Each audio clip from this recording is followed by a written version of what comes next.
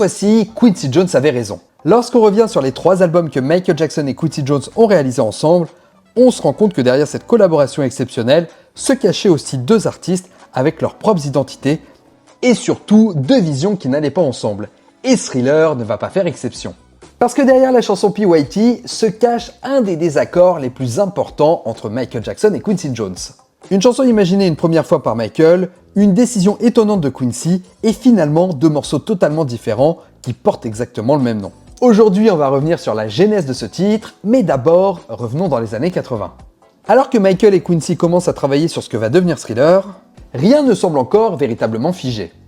De nombreuses chansons vont être écrites, proposées, retravaillées, ou tout simplement écartées avant d'arriver aux 9 titres que l'on connaît aujourd'hui. Et ce qui est intéressant, c'est que PYT ne va pas commencer directement par une mélodie ou des paroles de chansons, juste par un titre. À l'époque, Quincy Jones est marié à l'actrice Peggy Lipton. Et un jour, celle-ci porte un t-shirt sur lequel est inscrit l'expression « Pretty Young Thing ». Une expression qui va immédiatement retenir l'attention de Quincy. Il trouve la formule particulièrement accrocheuse et surtout parfaite pour devenir le titre d'une chanson. Pretty Young Thing ou plus simplement PYT. Allez-y dans les commentaires, lâchez-vous sur mon accent. Mais à ce moment-là, Quincy Jones possède simplement une idée.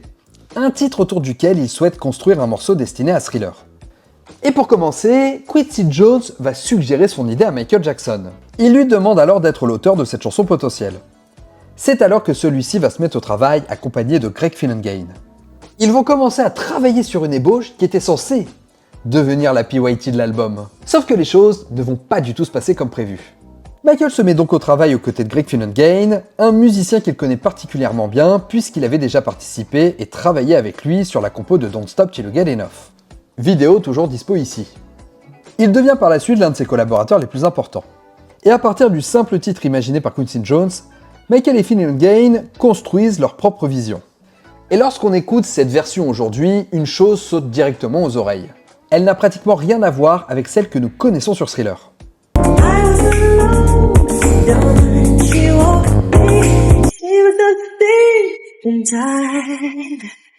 Parce que Michael Jackson ne va pas simplement imaginer une autre direction musicale, il va presque interpréter différemment l'idée même de Pretty Young Thing.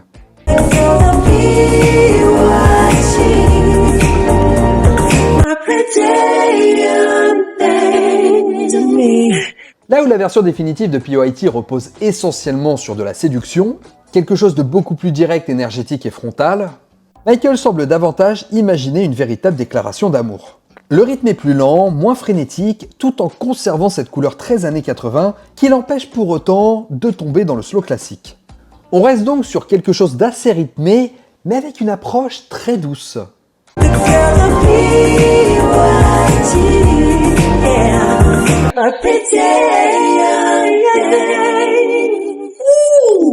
Comme si Michael ne cherchait pas directement à conquérir cette Pretty Young Thing, mais plutôt à la séduire par le romantisme. Et c'est ça qui va créer le contraste entre les 2 versions qu'on connaît. Elles partent toutes les 2 exactement du même titre, mais semblent en proposer 2 interprétations totalement différentes. Quand Michael imagine quelque chose de sentimental presque comme une déclaration, de l'autre, la version que nous connaîtrons plus tard sur Thriller va transformer cette même idée en un véritable jeu de séduction beaucoup plus assumé. Donc la première version ne s'agit pas directement d'une démo primitive de la version définitive de l'album. Mis à part son titre et évidemment le concept, nous sommes en réalité face à une autre chanson. Mais cette première proposition n'en est pas moins intéressante. Elle montre une direction que Michael aurait très bien pu explorer sur Thriller, avec un morceau plus doux qui aurait apporté une couleur complètement différente à l'album. Et démontre aussi que son rapport à la séduction s'approche plus de la sensibilité émotionnelle que du simple plaisir charnel. Donc sur le papier, tout semble au vert pour que cette version de PYT continue sa transformation et son évolution. Qu'elle puisse être développée et finir par rejoindre les morceaux retenus pour Thriller. Donc Michael Jackson avait finalement répondu à la demande de Quincy Jones. Le titre était là, il existait. Il ne reste finalement plus qu'à continuer de la développer. Sauf que lorsque Quincy Jones va découvrir la proposition de Michael et Greg Phillingain, sa réaction ne va pas être celle que l'artiste pouvait attendre. Car le producteur n'est pas convaincu. Non pas forcément parce qu'il considère la chanson mauvaise, mais tout simplement parce qu'elle ne correspond pas à ce qu'il imaginait derrière le titre Pretty Young Thing en regardant sa femme dans ce t-shirt qui portait ce titre. Quincy Jones veut quelque chose de beaucoup plus rapide, quelque chose de plus rythmé. Une chanson capable d'apporter une véritable énergie à Thriller. Donc forcément, la proposition beaucoup plus douce et mid-tempo imaginée par Michael et Greg Phillingain semble assez éloignée de cette vision. Mais pour autant, Quincy Jones ne veut pas abandonner son titre. Il croit toujours fort au concept, c'est simplement la direction artistique qui doit évoluer.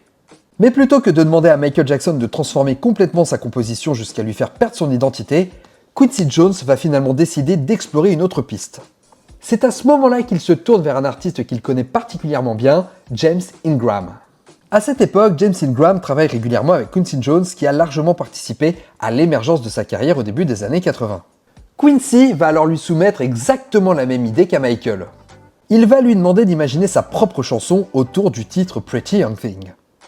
Et c'est là que le morceau PYT va prendre une direction particulière. Parce que James Ingram ne va pas simplement retravailler la proposition de Michael. Il repart totalement de zéro. Une nouvelle approche, une nouvelle composition et finalement un deuxième morceau. James Ingram se met au boulot et contrairement à Michael Jackson et Greg Phillingain, il va immédiatement partir dans une direction beaucoup plus proche de ce que Quincy Jones avait en tête. Une approche plus rapide, plus rythmée et beaucoup plus directe. Et là encore, ce qui est intéressant, c'est de voir à quel point un simple titre peut donner naissance à deux interprétations complètement différentes. Michael avait transformé Pretty Young Thing en quelque chose de romantique et sensible, et James Ingram va transformer ça en véritable jeu de séduction. On ne cherche plus vraiment à déclarer ses sentiments, on cherche à séduire. Et cette différence se retrouve immédiatement dans l'énergie du morceau. Le rythme devient beaucoup plus soutenu, la chanson plus funky, plus dansante, et avec cette énergie presque frénétique qui devient justement l'une des grandes caractéristiques de la version que nous connaissons aujourd'hui. Mais les deux morceaux restent tout de même liés à cette idée de base. Cependant, Quincy Jones tient enfin la direction qu'il voulait pour ce titre. Une chanson suffisamment énergique pour apporter quelque chose de différent à Thriller, tout en conservant ce titre auquel il tenait depuis le début. Mais maintenant que la composition est prête, il faut bien sûr l'adapter pour Michael. Parce que même si celui-ci n'est plus l'auteur de cette nouvelle version, il ne va évidemment pas se contenter de simplement poser sa voix dessus. Une production dans laquelle chaque détail va être subtil pour transformer cette version en une chanson unique. Michael Jackson n'est bien sûr pas crédité comme auteur-compositeur de cette nouvelle version. Son interprétation va évidemment jouer un rôle essentiel dans l'identité que l'on connaît aujourd'hui, et Greg Phillingain va également revenir pour les claviers et les synthétiseurs. Les deux artistes sont donc assez ironiquement présents sur la version définitive, alors même qu'ils avaient participé avec Michael à la création de la toute première proposition. James Ingram va également participer au clavier, tandis que Louis Johnson vient apporter cette ligne de basse particulière présente qui contribue énormément au groove de morceaux. On retrouve Ndougou Chancleur à la batterie, déjà présent sur plusieurs morceaux de Thriller, tandis que Paul Jackson Jr. intervient à la guitare. Mais l'une des plus grandes particularités de PYT vient évidemment de son utilisation massive de synthétiseurs et de changeurs de voix. Michael Bodiker va notamment participer à toute cette dimension électronique du morceau, avec des sonorités qui donnent à PYT cette identité immédiatement reconnaissable et profondément ancrée dans le début des années 80. Et puis il y a évidemment les voix. PYT repose énormément sur un véritable jeu de questions-réponses entre Michael et les chœurs. Lorsque les voix lancent, Michael Jackson leur répond, les voix poursuivent donc, et Michael répond. Et parmi ces voix, on retrouve notamment deux personnes que Michael Jackson connaît très bien parce qu'il s'agit de ses sœurs, Janet et Latoya. Elles sont accompagnées de Becky Lopez et Bunny Hull, formant ce groupe de voix féminines qui va participer à l'un des éléments les plus reconnaissables de la chanson.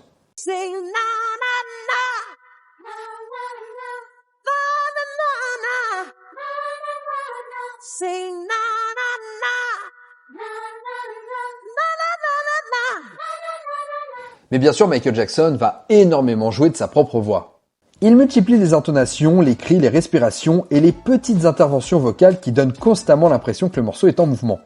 Mais surtout, PYT comporte l'un des éléments vocaux les plus particuliers de l'album Thriller. Dans la dernière partie du morceau, certaines voix semblent soudain devenir presque incompréhensibles. Elles sont volontairement enregistrées puis manipulées afin de créer cet effet vocal étrange que l'on entend notamment autour du fameux passage.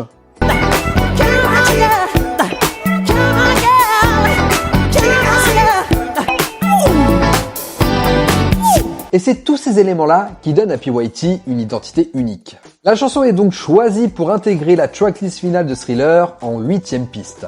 À ce moment-là, personne ne sait encore réellement quelle place la chanson va occuper face à des titres comme Billie Jean, Beat It ou Thriller. Mais quelques mois plus tard, PYT va elle aussi avoir droit à sa propre sortie en single. Et malgré l'incroyable concurrence des autres chansons présentes sur l'album, le public va tout de même répondre présent. Il faut dire que la concurrence est particulièrement rude. Parce que sur 9 chansons présentes sur l'album, pas moins de 7 vont finalement être exploitées en single, dont bien sûr PYT. Autrement dit, pratiquement l'intégralité de l'album va progressivement être exposée au grand public. Et PYT va devoir attendre 1 an avant d'avoir véritablement son tour. Le morceau sort en single aux États-Unis en septembre 83, alors que Thriller est déjà devenu un véritable phénomène mondial. Et en plus, Michael Jackson vient d'enchaîner des titres gigantesques. Billie Jean et Beat It ont tous les deux atteint la première place du Billboard. Les clips tournent massivement à la télévision, et quelques mois plus tôt, Michael a réalisé son désormais légendaire moonwalk lors du Motown 25. Alors autant vous dire que lorsque PYT arrive en single, Michael Jackson n'est plus du tout dans la même dimension qu'au moment de la sortie de l'album. Pourtant, même en arrivant aussi tard dans l'exploitation de Thriller, le morceau va réussir à trouver son public.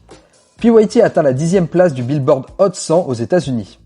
Un nouveau top 10 qui permet surtout à Thriller de poursuivre sa carrière, en accumulant les singles à succès issus d'un seul et même album. Mais contrairement à Billie Jean et Beat It, PYT va souffrir de ne pas avoir de clip vidéo. Donc pas d'univers visuel immédiatement associé à la chanson. Pourtant le morceau va réussir à traverser les années presque uniquement grâce à la musique en elle-même. Parce que PYT devient l'une de ces chansons que l'on reconnaît immédiatement dès les premières notes. Son énergie, ses synthétiseurs et surtout son fameux jeu de réponse autour de PYT Pretty Young Thing vont largement contribuer à lui donner une identité qui lui est propre. Et son influence va également continuer bien après les années 80, le morceau étant régulièrement repris, samplé ou cité par de nouvelles générations d'artistes. Donc quelque part, même en arrivant assez tard par rapport à la sortie de Thriller, PYT réussit quand même quelque chose de remarquable. Mais il existe malgré tout un paradoxe assez étonnant autour de cette chanson, parce que malgré son succès, malgré sa popularité et malgré toutes les tournées que Michael Jackson va entreprendre par la suite, PYT ne va jamais être interprété sur scène. Et donc forcément une question se pose, pourquoi ? Il n'existe pas vraiment d'explication officielle permettant de savoir pourquoi. À ma connaissance, Michael Jackson n'a jamais vraiment déclaré avoir écarté PYT pour les scènes. Il faut donc regarder du côté de ses différentes tournées pour essayer de comprendre. La première occasion aurait évidemment pu être le Victory Tour en 84. À ce moment-là, Thriller est devenu un phénomène mondial et PYT est sorti en single moins d'1 an auparavant. Mais pourtant, elle n'intègre pas la setlist. Il faut dire que la situation du Victory Tour est assez particulière. Même si Michael Jackson est désormais la plus grande star du monde, il s'agit encore officiellement d'une tournée des Jackson. La setlist doit donc trouver un équilibre entre les classiques des Jackson 5, les morceaux des Jackson et évidemment les énormes succès solo de Michael. Donc forcément, tous les titres de Thriller ne peuvent pas intégrer le show. Mais plus tard arrive le Bad Tour. Cette fois, Michael est enfin seul sur scène et pourrait parfaitement aller chercher davantage de chansons de son catalogue. Mais forcément, qui dit Bad Tour, dit faire la promo des chansons de l'album éponyme, donc PYT mis à l'écart. Michael possède désormais suffisamment de tubes pour construire un concert entier sans avoir besoin d'interpréter l'intégralité de Thriller. Puis arrive le Dangerous Tour et le History Tour. Et plus les années passent, plus la sélection devient forcément difficile. À chaque nouvel album, de nouvelles chansons deviennent incontournables, tandis que certains anciens morceaux doivent laisser leur place. Et PYT semble avoir été victime de ce phénomène. Mais il existe peut-être une autre explication. PYT est une chanson construite autour de sa production studio. Les synthétiseurs, les effets vocaux, les nombreuses réponses des chœurs et toutes les petites couches sonores participant énormément à son identité. Donc la transposer sur scène aurait demandé une véritable adaptation. Alors attention, rien ne permet d'affirmer officiellement que c'est pour ces raisons que Michael Jackson n'a pas joué le titre. Ce sont juste des hypothèses de ma part. PYT fait partie de ces chansons qui, malgré leur succès, n'ont jamais réussi à s'imposer dans les choix de cette liste de Michael. Mais personnellement, je pense qu'elle aurait largement eu sa place. Une chanson suffisamment populaire pour traverser les générations, mais que son propre interprète n'aura finalement jamais défendue sur scène. Pourtant, lorsqu'on revient à l'histoire de sa création, une question reste encore en suspens. Parce que nous savons désormais que la PYT que nous connaissons n'était pas celle imaginée à l'origine par Michael Jackson, et que Quincy Jones avait choisi une autre direction. Une décision qui a complètement changé le destin du morceau. Alors maintenant que nous connaissons toute cette histoire, il est temps de répondre à la question posée au début de cette vidéo. Est-ce que Quincy Jones avait raison ? Alors je vais pas vous faire attendre plus longtemps, je pense que oui. Pas forcément parce que la version que nous connaissons aujourd'hui est meilleure. Parce que finalement, comparer ces deux morceaux pour essayer de déterminer lequel est le meilleur n'a pas énormément de sens. Ils sont tellement différents que pour moi, il paraît impossible de les comparer. La version de Michael possède une atmosphère magnifique, une vraie sensibilité et surtout une facette de Michael Jackson complètement différente de celle que l'on retrouve sur la version définitive. D'ailleurs, cette version de PYT va finir tout de même par avoir une seconde vie dans le box set The Ultimate Collection sorti en 2004.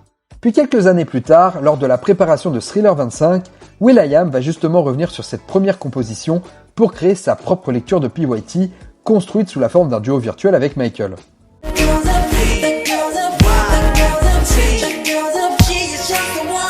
C'est d'ailleurs à cette occasion qu'il existe une conversation assez lunaire entre Quincy Jones et will.i.am.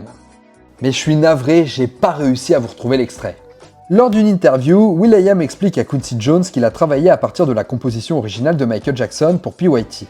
Sauf que Quincy Jones semble avoir complètement oublié qu'une version de Michael Jackson existait en dehors de la sienne. Et lorsque will.i.am lui explique que Michael avait composé PYT, Quincy Jones ne comprend absolument pas de quoi il parle. Et il insiste en disant « Mais non, Michael Jackson n'a pas composé PYT. » Il est même presque agacé par will.i.am. Sauf que will.i.am lui parle évidemment de la démo de PYT, celle de Michael et Greg Phillingain. Et on sent alors s'installer un énorme moment de flottement entre les deux, où chacun semble persuadé de parler de la même chanson alors qu'en réalité, ils ne parlent absolument pas de la même PYT. Une séquence assez amusante avec le recul, et je suis franchement déçu de ne pas réussir à l'avoir retrouvée pour vous la diffuser. D'ailleurs, si vous l'avez, n'hésitez pas à me le dire dans les commentaires. En réalité, le travail de Quincy Jones n'était pas simplement de choisir les meilleures chansons. Il était là pour construire les fondations de Thriller. Et donc de ce fait, ses décisions étaient aussi légitimes. Parce qu'un album ne fonctionne pas simplement comme une accumulation de bonnes chansons. Il possède un rythme, des montées, des respirations, des contrastes. Et lorsque l'on regarde la tracklist de Thriller, on comprend beaucoup mieux ce que Quincy cherchait à faire avec PYT. Regardez quand on écoute l'album, on enchaîne avec Thriller, Beat It, Billie Jean, 3 morceaux extrêmement forts qui constituent probablement le passage le plus intense de tout l'album. Puis arrive Human Nature et là tout redescend. L'ambiance devient beaucoup plus douce, plus aérienne, presque contemplative. Maintenant imaginons que derrière Human Nature, il y avait la première version de PYT. On resterait alors dans une énergie relativement posée. Une chanson plus douce, plus romantique, plus mid-tempo. Et juste derrière, on termine sur The Lady in My Life, encore un morceau qui prend son temps. Autrement dit, après Billie Jean, l'album aurait potentiellement terminé sur une longue descente de 3 chansons beaucoup plus calmes. Donc forcément, la nouvelle version de PYT change totalement la donne. Elle relance tout, le rythme repart, les synthétiseurs arrivent, la basse prend immédiatement de la place et Michael Jackson retrouve une interprétation beaucoup plus énergique. Pendant quelques minutes, l'album connaît un dernier véritable pic d'énergie avant de pouvoir terminer sur quelque chose de totalement différent avec The Lady in My Life. En fait, PYT cherche à vous secouer juste après Human Nature. Et c'est pour ça que cette décision de Quincy Jones était la bonne. Pas forcément en choisissant la meilleure chanson, mais en choisissant la bonne chanson au bon endroit. Il regardait l'ensemble. Une chanson pouvait être excellente et malgré tout ne pas être la bonne pièce du puzzle. Et bien sûr aujourd'hui, chacun peut avoir sa préférence. Mais si je dois me poser une seule question, laquelle des deux PYT devait se retrouver sur Thriller en 82 ? Pour moi, il n'y a vraiment pas de débat, c'est la version de James Ingram. Donc finalement, l'histoire de PYT démontre ce qui était plutôt particulier dans la collaboration entre Michael Jackson et Quincy Jones. Parce que derrière les albums qu'ils ont réalisés ensemble, il n'y avait pas simplement un artiste d'un côté et un producteur de l'autre. Il y avait surtout 2 visions capables de se confronter, de se remettre en question, et parfois même de prendre des chemins totalement différents pour arriver au meilleur résultat possible. Et c'est intéressant de se dire que d'un t-shirt va naître 2 chansons. 2 compositions différentes qui, chose assez rare, auraient toutes les 2 fini par exister officiellement et trouver leur propre public. Il n'y a pas réellement une bonne ou une mauvaise PYT. Je crois qu'il y a avant tout 2 visions d'une même idée, où chaque vision attend ce moment. Et c'est là-dessus que nous terminerons cette vidéo. Merci beaucoup de l'avoir suivi jusqu'au bout, j'espère qu'elle vous aura plu. N'hésitez pas à liker, partager, commenter, c'est ce qui aide le plus la chaîne. Vous pouvez également devenir membre soutien et avoir accès du contenu en avant-première. En attendant, pensez à vous abonner pour ne pas rater les prochaines vidéos. Moi je vous laisse, ciao les amis.